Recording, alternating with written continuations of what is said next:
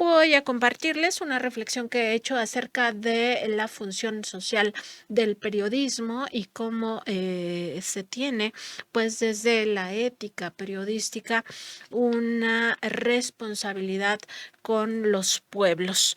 La teoría del periodismo de investigación observa que hay tres características fundamentales para esta especialidad.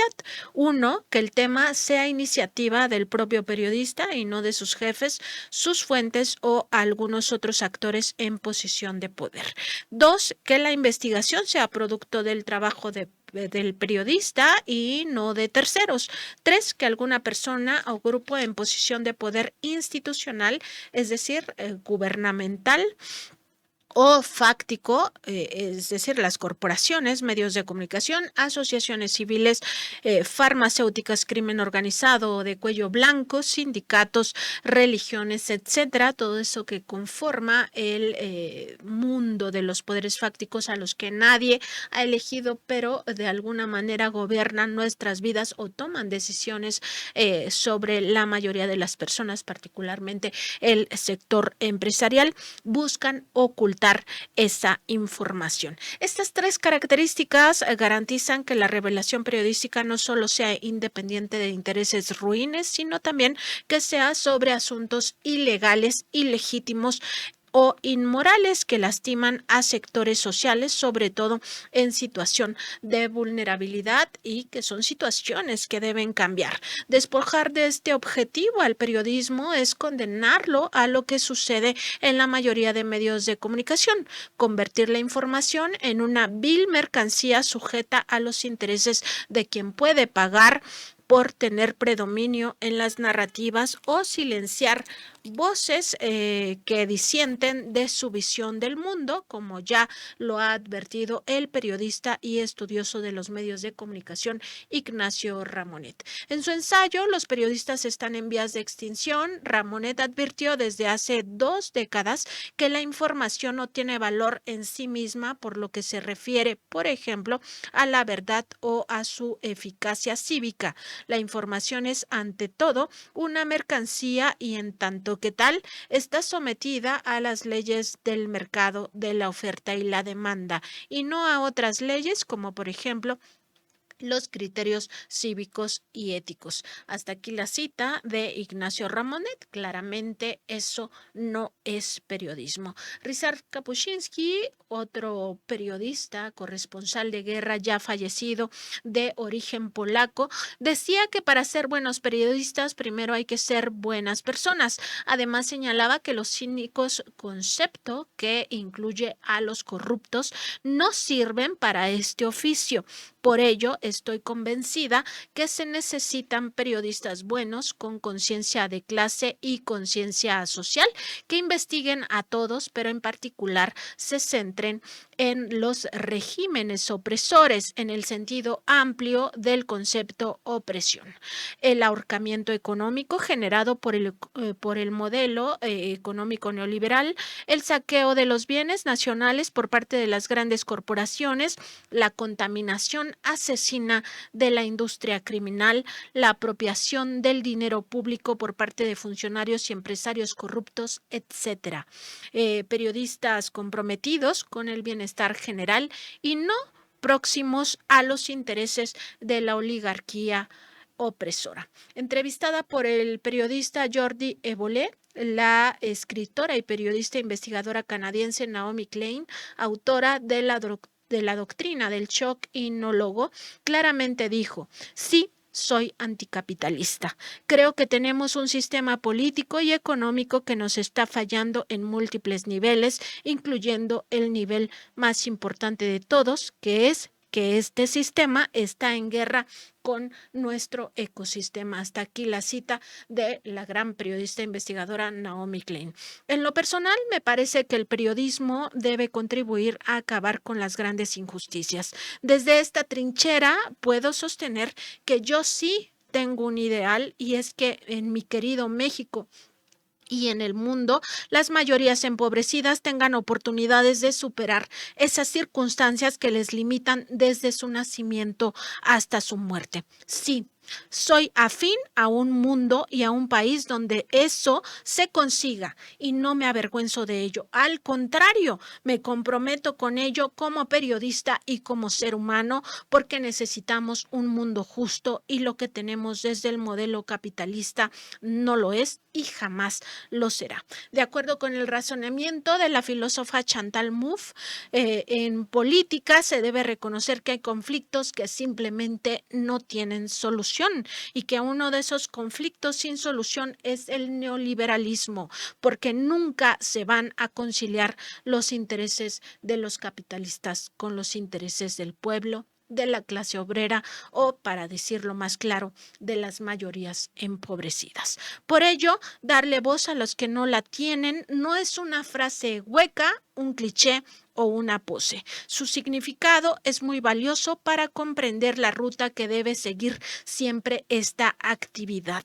Y es que el periodista debe siempre privilegiar a los desposeídos, es decir, a los más pobres, a los más vulnerables y a las víctimas. En este sentido, las personas en situación de pobreza son víctimas de un sistema que propicia la desigualdad social, generando hordas de miserables y apenas un puñado de superricos explotadores de las masas. En el libro Ética y autorregulación periodística en México del ya fallecido Omar Raúl Martínez Sánchez, se explica que desde el punto de vista ético es deseable que una virtud del informador sea su espíritu de justicia. Es decir, que tenga la entera disposición periodística a la búsqueda de lo veraz, lo correcto, lo bueno y lo justo al momento de reflejar la realidad social. Por tanto, periodismo servil solo puede ser aquel que desde la corrupción se compromete con intereses ilegítimos, que se aleja de los valores éticos de esta profesión, que se alía al gran capital en su propio beneficio, no el que se compromete con la sociedad, con la ética y con la búsqueda de la verdad. Más aún, aquel que se compromete aquel que se corrompe ni siquiera debería ser considerado periodismo, como ocurrió con opinadores y medios en los sexenios de Vicente Fox y Felipe Calderón, cuando se aliaron con Genaro García Luna. Montajes primero y pues posteriormente estos pactos de silencio. No hay que olvidar que en marzo de 2011 firmaron un pacto para encubrir las masacres del gobierno calderonista. Por eso creo en la justicia social, en la igualdad de oportunidades, en la búsqueda de gobiernos democráticos surgidos de la voluntad popular informada y en el claro compromiso de investigar a todos y no supeditarse a la agenda que establece el poder económico por diversas vías, incluida la cooptación del gremio. Un periodismo comprometido con el bienestar de las mayorías no solo es posible, sino que es necesario desde los puntos de vista ético y moral, con crítica y rigurosidad investigativa. Si el periodismo debe en su esencia ser anticapitalista, antineoliberal y antifascista, debe ser una discusión no solo entre quienes nos dedicamos a esta actividad y entre los teóricos del periodismo, sino sobre todo entre los pueblos, porque a ellos nos debemos como ejecutores de la herramienta del derecho humano a la información y son los pueblos los que deben ser escuchados. Entender por qué siempre desde los medios de comunicación se cuestiona a los periodistas identificados como de izquierda es entender todo lo anterior. No les gusta y no les conviene tener periodistas independientes que también cuestionen a sus jefes y sus intereses ilegítimos. Por ello, nunca se autocritican ni se someten a escrutinio, a pesar de que abierta y subrepticiamente promueven al rapaz modelo neoliberal. Todo ello sucede porque las corporaciones mediáticas son en esencia los aparatos ideológicos del gran capital y en ese sentido buscan aplastar toda visión contraria a sus intereses económicos y políticos. El conservadurismo siempre ha anhelado tener el monopolio del intelecto. Por años así parecía. Acaparaban todos los espacios hasta convertirlos en poderes fácticos, medios, universidades, incluidas las públicas, productores producciones editoriales, ferias de libros y foros similares. Por eso niegan conciencia y pensamiento a quienes no coinciden con ellos y recurren a la descalificación. Hay que recordarles que en democracia hay libertad y que la libertad es el pilar del periodismo. La teoría del periodismo de investigación también alerta de una serie de riesgos identificados como los más frecuentes en esta profesión. Uno de ellos es el de las campañas de desprestigio que utilizan redes de personas influyentes y se soportan también en medios de comunicación que han convertido la información en mercancía, en líderes de opinión, comunicadores y hasta académicos renombrados. Dichas campañas buscan restar credibilidad al trabajo periodístico, al medio de comunicación que lo publica, al propio comunicador o desprestigiar todo en su conjunto. Por ello, en los manuales de formación periodística se sugiere que la investigación se publique hasta que se tengan todas las evidencias, es decir, cuando esté suficientemente documentada, pues será el propio trabajo el que hable por él o la periodista. El mejor argumento que tenemos es precisamente nuestro trabajo. Si se tiene en cuenta todo lo anterior, nos sorprenden las campañas con motes como medio afín, periodista afín, reportera afín o incluso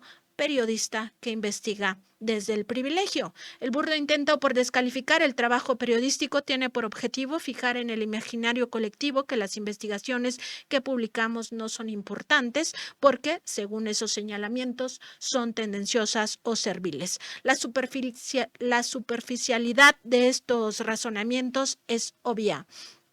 Quienes los profieren no buscan una discusión de fondo sobre el trabajo periodístico nuestro, pero tampoco acerca de su propio trabajo, sino que buscan denostar y ya. No solo carecen de pruebas para sostener algo así, sino que ni siquiera presentan un análisis riguroso de contenido porque simplemente no les interesa profundizar y menos aún abrir la posibilidad a un buen debate sobre el periodismo y la ética. Se les olvida o no lo saben que toda actividad informativa y de opinión es sujeta de escrutinio social profundo por el solo hecho de ejercer un derecho humano, el de la información, del que se derivan las libertades de expresión, opinión y prensa, y ello conlleva responsabilidades de carácter social y comunitario para quienes trabajan en medios o quienes usan redes sociales para difundir informaciones. Nada de eso tiene que ver con su nueva campaña de desprestigio, pues tampoco buscan discutir el objetivo del periodismo desde el punto de vista ético, basado en los valores irrenunciables de la búsqueda de la verdad, la honestidad, la independencia y la responsabilidad social. Y menos interpela el fondo de las investigaciones periodísticas, es decir, si están sustentadas en pruebas y hechos, si lo publicado es veraz o no. Para ellos es más fácil acuñar motes que debatir seriamente sobre la función social del periodismo porque su objetivo es denigrar y posicionar una idea basada en una descalificación sin sustento. Por supuesto, no les importa una discusión de fondo que también someta su trabajo al análisis y escrutinio social, ya que están acostumbrados a publicar mentiras y montajes sin explicar al pueblo de México por qué incurrieron en fallas de método, pero sobre todo por qué faltaron a los principios éticos de la profesión. Faltas en las que incurren de forma sistemática y en algunos casos deliberada. Mucho menos buscan dialogar sobre el daño social que sus noticias falsas causan, no solo a comunidades específicas, sino la propia construcción de la democracia nacional. Esa discusión de fondo no les importa porque muchos de los que replican las campañas de desprestigio a las y los periodistas de investigación ni siquiera lo hacen en defensa de sus ideales o de su ideología, lo hacen por intereses y en el peor de los casos por corrupción. Reitero, todas las informaciones y opiniones están sujetas al escrutinio social, pero en especial aquellas que se hacen pasar por periodísticas cuando en realidad no lo son. La actual campaña de periodista afín también recuerda a otras muchas en las que alrededor del mundo se ha descalificado a periodistas de investigación, por ejemplo, llamándolos periodistas militantes, periodistas de ONG, periodistas activistas o incluso periodistas rojos en clara referencia al comunismo. Ese tipo de descrédito al trabajo profesional tradicional suele tener por objetivo no solo confundir al público, sino de forma perversa despojar a esta profesión de su esencia. El fin último del periodismo no se limita a revelar hechos, situaciones o intereses que afectan a las mayorías o a los más vulnerables, ni ser simplemente un transmisor de informaciones, sino que entraña como objetivo primordial que eso que está mal cambie, es decir, que se corrija, no que se profundice y dañe a más personas a cambio de beneficios económicos o prebendas de todo tipo. Por ello, desde el punto de vista ético, el periodismo solo puede concebirse como un servicio social.